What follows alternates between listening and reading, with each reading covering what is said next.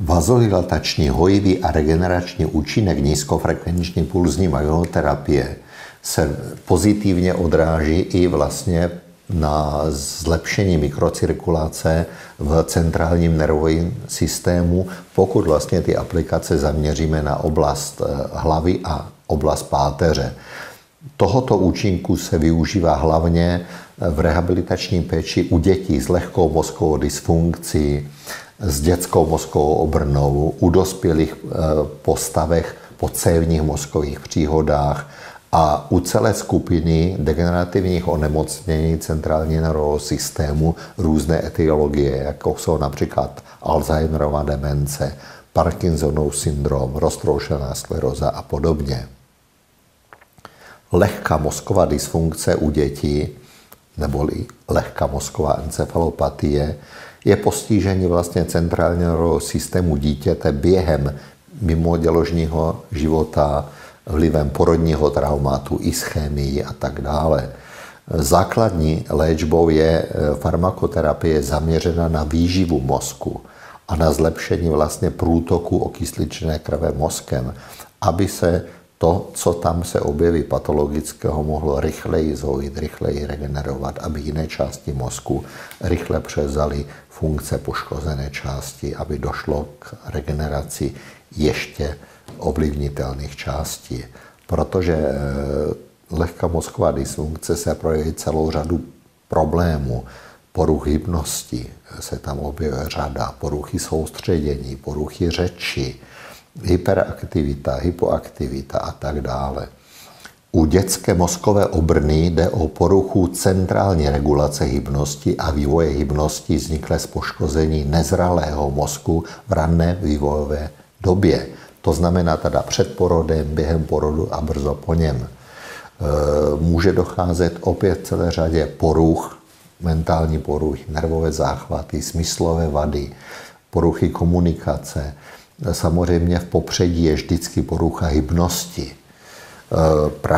Právě k těmto poruchám hybnosti se vztahuje využití nízkofrekvenční pulzní magnetoterapie, protože rozeznáváme formy spastické a nespastické u dětské mozkové obrny.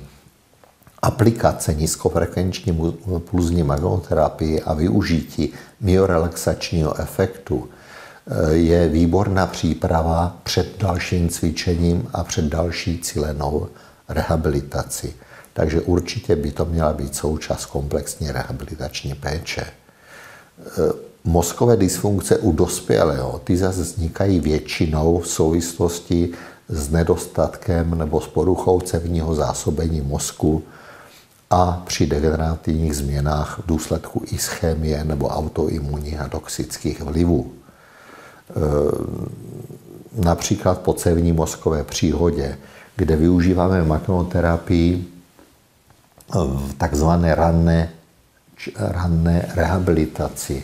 To znamená, je indikována magnetoterapie většinou po propuštění pacienta, kdy je zvládnuta akutní fáze nemoci a pacient přichází domů a zahajuje se okamžitě pohybová a jiná rehabilitace.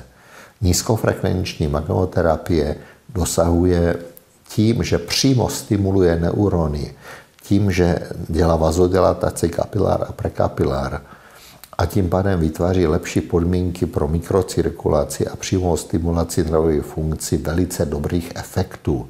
Čím dříve se nasadí, tím ty výsledky jsou lepší. U degenerativních onemocnění mozku a míchy jde o škálu nemocí, kde dochází k poškození a zániku neuronu a nelze prokázat zánětlivý, toxický nebo metabolický původ. Patří sem degenerativní onemocnění, které postihují převážně mozkovou kůru, Alzheimerova nemoc, Picova nemoc, degenerativní nemoci, které postihují převážně extrapyramidální systém, Huntingtonova nemoc, dále Parkinsonova choroba nebo syndrom, degenerativní onemocnění mozečku, onemocnění míchy, amyotrofická laterální skleróza a podobně. Celá řada těchto degenerativních onemocnění centrálního nervového systému vyžaduje v rámci cíleně zaměřené léčby i komplexní léčbu rehabilitační. A tady vždycky můžeme aplikovat nízkofrekvenční pulzní magnetoterapii, protože může být zásadním přínosem v rámci celé rehabilitační péče pro postiženého pacienta. Magnetoterapie pomáhá pacienta zbavit se některých obtíží, některých symptomů nemocí a zkvalitňuje mu život a prodlužuje aktivní dobu, kdy příznaky nemoci nejsou tolik zvýrazněny. Při aplikaci nízkofrekvenční pulzní magnetoterapie na mozeček a mozek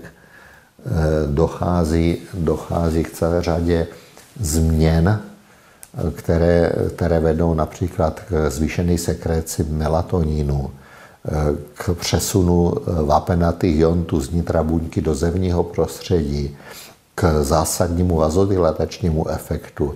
A všechny tyto efekty pozitivně působí, zpomalují, brzdí projevy degenerativního onemocnění a prodlužují aktivní život jednotlivých pacientů.